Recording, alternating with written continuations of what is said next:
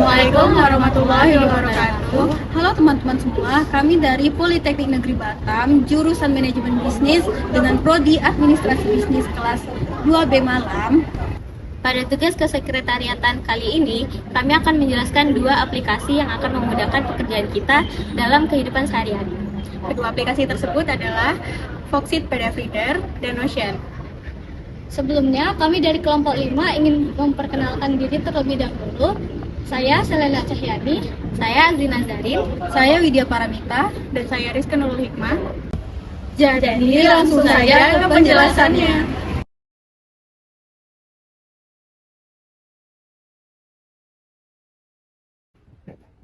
Jadi pada kesempatan kali ini, Widya dan Azlin, akan menjelaskan dan memberi sedikit tutorial cara penggunaan aplikasi Foxit PDF Reader. Aplikasi Foxit PDF Reader merupakan alat pembaca, pencarian, dan pencetak dokumen PDF. Aplikasi ini mirip seperti gabungan antara aplikasi PDF biasa dan juga Microsoft Word. Selain itu, kelebihan Foxit PDF Reader adalah sebagai aplikasi alternatif untuk membuka file PDF, memiliki tingkat keamanan data tinggi, serta kinerja cepat dan hemat penggunaan memori. Tentu saja aplikasi ini gratis. Sedangkan kekurangannya, tidak mendukung tampilan animasi. Apabila aplikasi ini sudah di-download di dalam PC atau laptop kita, ia akan secara otomatis terbuka ketika kita membuka file PDF tersebut. Cara masuk aplikasi ini pun seperti biasa. Klik aplikasi, lalu pilih file. Ambil dokumen yang ingin kita lihat atau edit. Jadi, cara pemakaian aplikasi ini sama dengan PDF biasa. Bisa membaca dan mencari kata atau kalimat yang kita butuhkan dengan cara menggunakan shortcut Control Find. Misal nih kita mau cari format, nah kita ketik aja format, terus jumpa deh di bawahnya. Software PDF biasa tidak bisa diedit, tetapi jika menggunakan aplikasi ini, kita bisa mengedit dengan menggunakan text box, lalu menimpa kata yang ingin diedit. Berikut caranya. Misal kita ingin mengedit bagian A ini, kita tambahkan text box, lalu ketik ulang saja. Jika kita ingin menambahkan teks baru, bisa langsung diketik saja seperti tadi. Dan bisa mengatur font dan juga ukuran teks seperti format yang ada di Microsoft Word.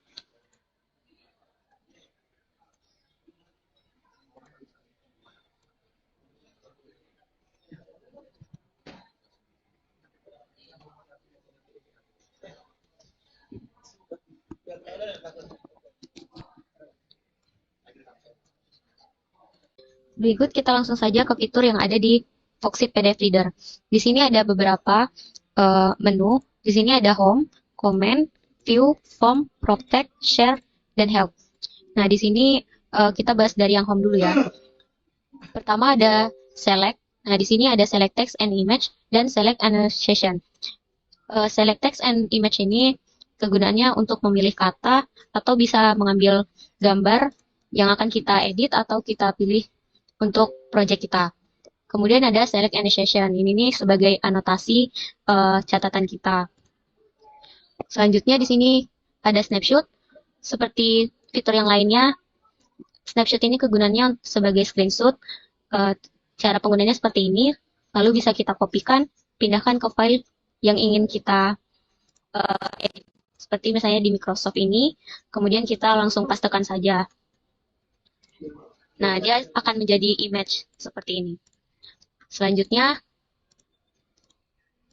ada menu clipboard. Nah, clipboard ini kegunaannya sebagai shortcut, tapi ini melalui Foxit ini. Di sini ada cut, copy, paste, dan select all. Select all sebagai pemilih kata, untuk semua kata. Kemudian ada zoom. Zoom seperti biasanya bisa zoom in, bisa zoom out juga. Dan di sini juga ada ukuran-ukuran untuk zoomnya.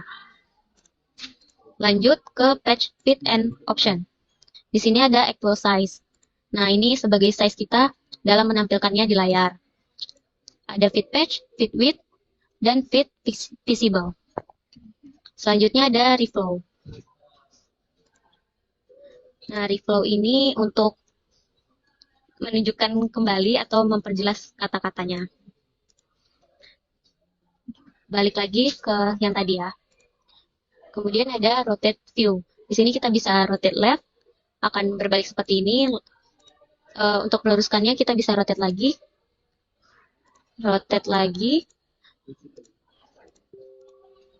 atau kita bisa menggunakan rotate right.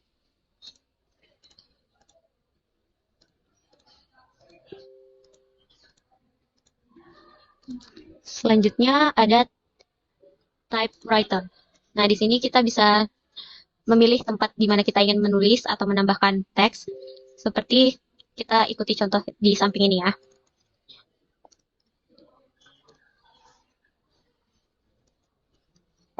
Tabel dan gambar.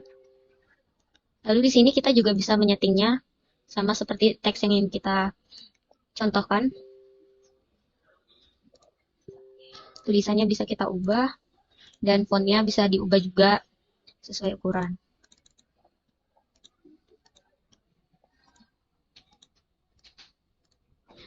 Selanjutnya di sini ada highlight. Highlight ini untuk meng-highlight kata-kata yang ingin kita garis bawahi atau kita tandai. Selanjutnya yaitu ada hyperlink. Hyperlink ini untuk menghubungkan satu file atau dokumen dengan file lainnya. Kemudian ada bookmark. Bookmark itu untuk menandai atau menyimpan alamat web yang sering kita kunjungin. Selanjutnya yaitu file attachment. File attachment ini berfungsi untuk mengirimkan atau membuka lampiran atau berkas komputer yang bisa dibuka bersama-sama dengan file lainnya, atau bisa juga dikirim secara bersamaan. Kemudian ada image annotation. Kegunaannya untuk memberikan metadata dalam bentuk teks atau kata kunci ke gambar digital. Selanjutnya ada audio dan video. Kegunaannya untuk menambahkan video atau audio. Selanjutnya ada fill and sign.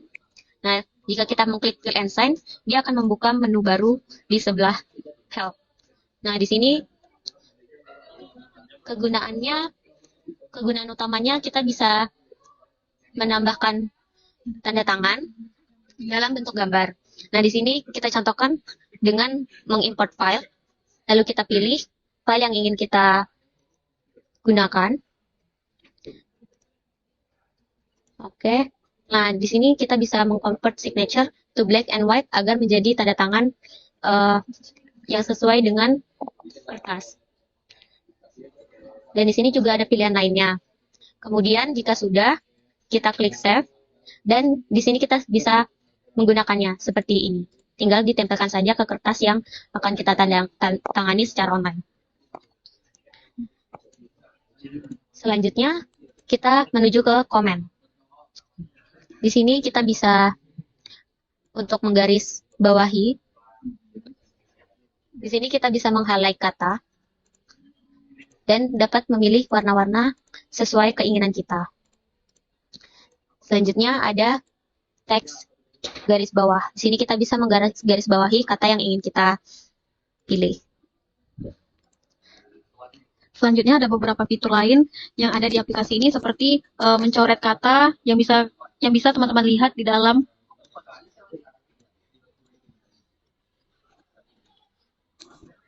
Selanjutnya ada fitur note. Fitur note ini untuk menambahkan catatan dalam penulisan kita. Misalnya kalau skripsi ini revisi oleh dosen, misalnya penulisannya salah, jadi kita bisa menulis nih apa komentarnya. Selanjutnya ada file. File ini untuk menambahkan file baru ke dalam dokumen yang sedang kita kerjakan. Selanjutnya ada typewriter. Fungsinya sama seperti yang tadi, yang ada di menu home. Text box yang sudah kita contohkan tadi, dan ada juga call out. Fungsinya untuk menambahkan subbab dari keterangan atau tulisan kita. Selanjutnya ada drawing, seperti di aplikasi Microsoft Word, ada bentuk-bentuk seperti oval, polygon, dan lain-lain.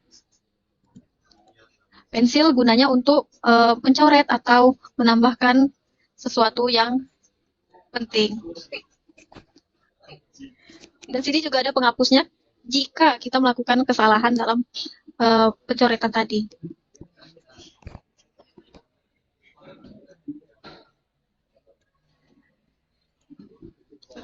Selanjutnya area highlight ini untuk menambahkan warna dalam ukuran besar. Kalau tadi kan ukuran kecil, nah ini dia ukuran besar nih. Selanjutnya ini untuk mencari, sama seperti tadi control find, ini juga ada fiturnya nih di sini. Selanjutnya ini fitur Measure. Nah, kegunaannya sama seperti di Microsoft Word, yaitu rulers. Jadi di tepi sini, di tepi atas dan di samping kanan kirinya ada ukuran kertasnya di sini. Selanjutnya ada stem. Nah, di stem ini kita bisa menggunakan gambar yang bisa kita tempel seperti proof ini. Misalnya kita memiliki dokumen, lalu kita butuh proof dari manajer atau yang lainnya, kita bisa dapatkan gambar seperti ini. Kemudian di sini ada Create Custom Stamp, itu kita bisa membuatnya sendiri. Seperti fitur ini, kita dapat menyetingnya sendiri. Kemudian ada Measure. Kemudian ada Summarize Comments.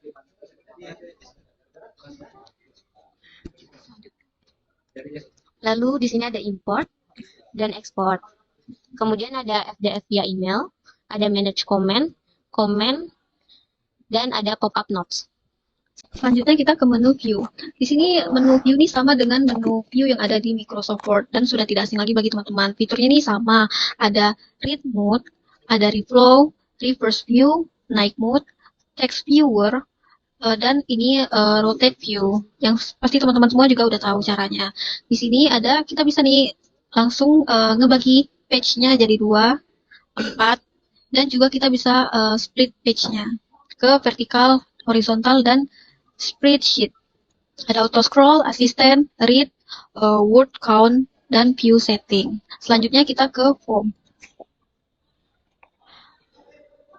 Ini ada form to sheet, ada reset form, import, export, dan tool settings.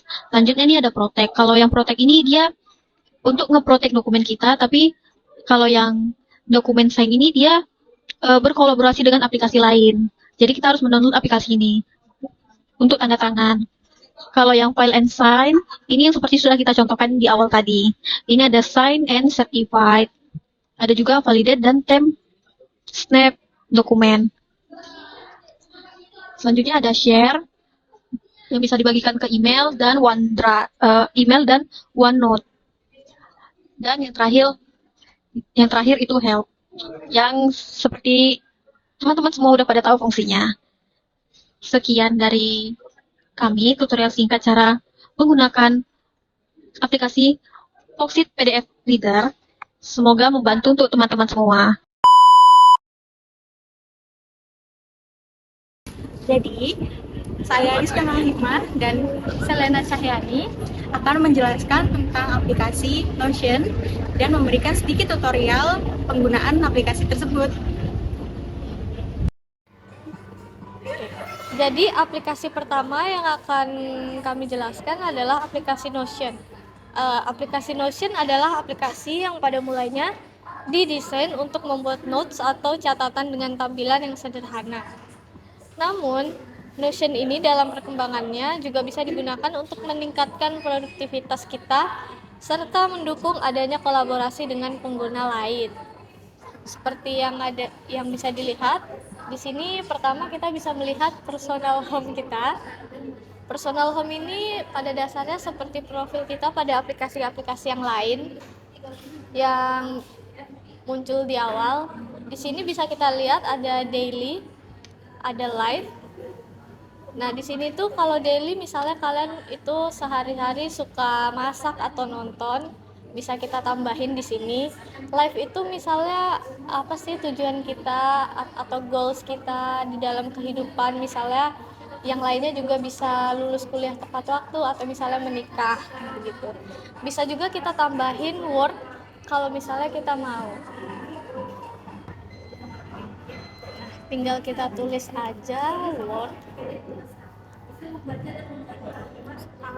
Mau pakai apa? Kalian bisa pilih diimport dulu.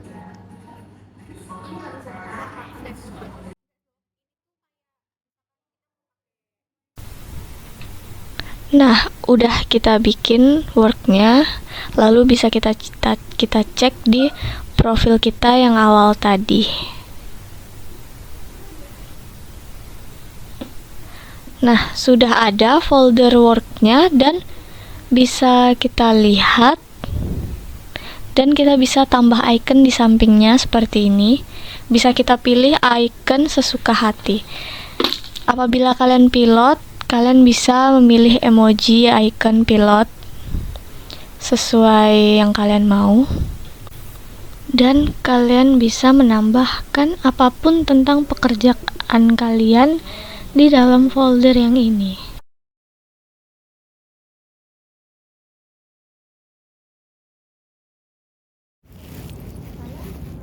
Di samping menu personal home itu terdapat beberapa menu-menu lain yang bisa kita gunakan. Contohnya seperti text list, reading list, core schedule, atau weekly to-do list. Selain menu-menu yang tersedia di sini, ada juga kita juga bisa menambah menu lain. Misalkan di sini kita bisa tambah di add page. Kita mau menambah menu baru, tugas kesekretariatan.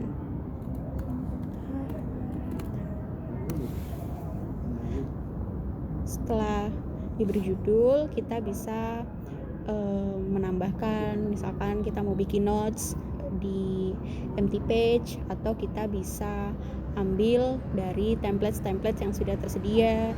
Bisa juga diberi table, kemudian board, timeline, atau kalender. Intinya sih penggunaan Notion ini lebih ke customizable, jadi bisa digunakan tergantung si pengguna maunya mau bikin kayak gitu.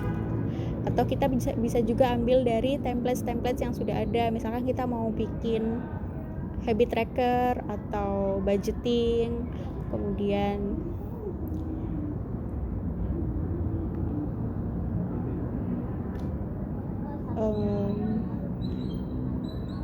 konten kalender. Kalau misalkan kalian influencer yang kerjanya pakai konten, ya kan, dan lain-lain.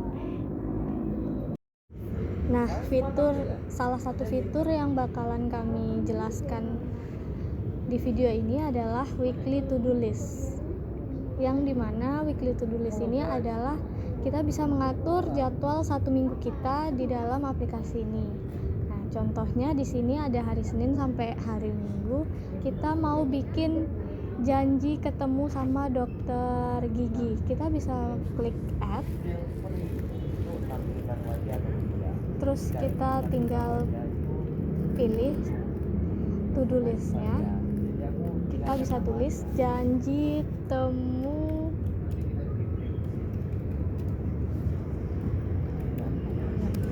dengan dokter gigi. Nah, setelah itu ternyata nih kita nggak jadi bikin hari Senin janjiannya. Kita bikin janjiannya tuh di hari Selasa karena mungkin kita lupa di hari Senin untuk bikin janji temunya.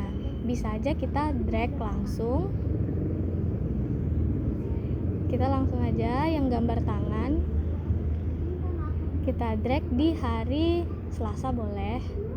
Nah, di hari Selasa ini kita udah buat janji temu sama dokter, bisa kita checklist.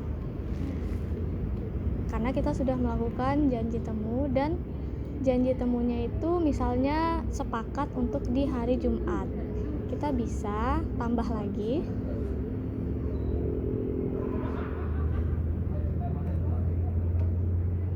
Bisa kita tambah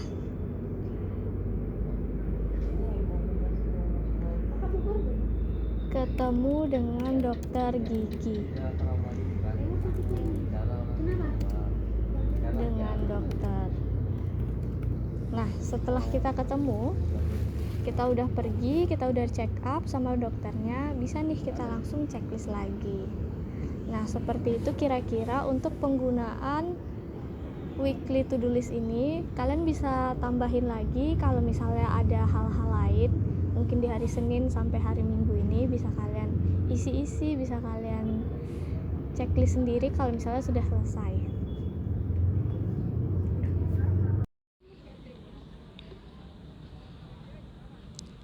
Selanjutnya, saya akan menjelaskan salah satu fitur Notion yang berguna untuk men-tracking pekerjaan ataupun tugas-tugas kita. Di sini saya menggunakan salah satu template yang sudah disediakan oleh Notion sendiri. Tapi jika teman-teman tidak ingin menggunakan templates dan ingin membuat custom sesuai dengan kebutuhan teman-teman sendiri, itu bisa banget. Di sini templates-nya namanya projects. Projects ini berisi tentang daftar-daftar pekerjaan-pekerjaan kita, baik yang sudah selesai, yang baru direncanakan maupun yang ditunda dan tidak selesai, sesuai dengan templates yang sudah disediakan oleh Notion sendiri. Di sini sudah ada beberapa contoh-contohnya. Kemudian di fitur projects ini kita juga bisa melihat timeline progres dari pekerjaan-pekerjaan kita. Contohnya seperti ini. Bisa dilihat ada tugas-tugas yang progresnya sudah 50%, kemudian ada yang masih 0%. Kita bisa lihat juga tugas-tugas yang statusnya cancel maupun belum selesai. Seperti itu. Di fitur projects ini, teman-teman selain bisa menambahkan daftar-daftar tugas atau pekerjaan apa yang harus dikerjakan, teman-teman juga bisa menambahkan status di tugas-tugas tersebut seperti planning, kemudian in progress, pause, done, cancel, dan lain-lain.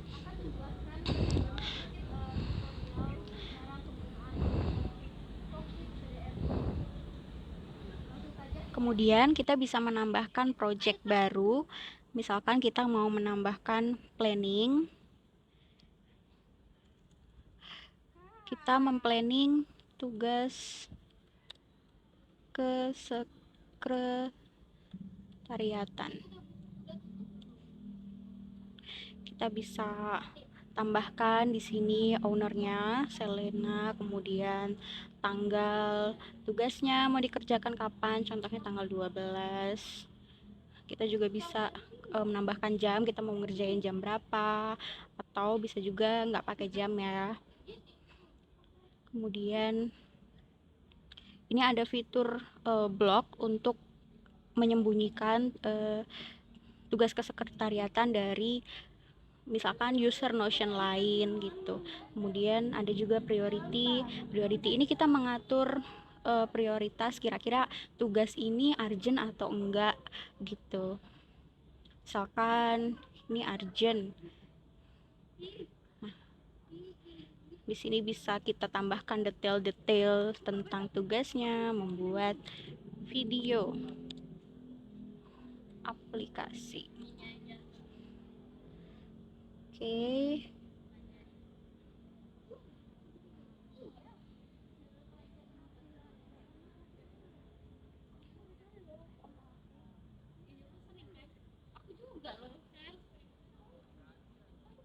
Kemudian kita bisa save tugasnya. Oke. Sudah masuk tugasnya. Kemudian kita juga bisa, kalau misalkan tugasnya sudah dikerjakan sekian persen, kita bisa pindah nih statusnya di in progress. Nanti dia akan pindah ke sini. Lalu semisal kita sudah selesai, kita mau ganti status lagi, tugasnya sudah selesai, kita bisa ganti statusnya menjadi done. Kemudian nanti dia akan pindah lagi ke sini, kolom done, atau seperti itu. Ini juga bisa dilihat di timeline. tugasnya sudah selesai, kemudian ada tugas yang di-cancel dan lain-lain. Kira-kira seperti itu yang bisa saya jelaskan dari fitur projects. Kurang dan lebihnya mohon maaf. Terima kasih. Sekian penjelasan dan tutorial singkat dari kami, kelompok 5. Saya Selena, saya Zina Zarin, saya Widya Paramita, dan saya Rizka Nurul Hikmah. Kami pamit undur diri. Dadah.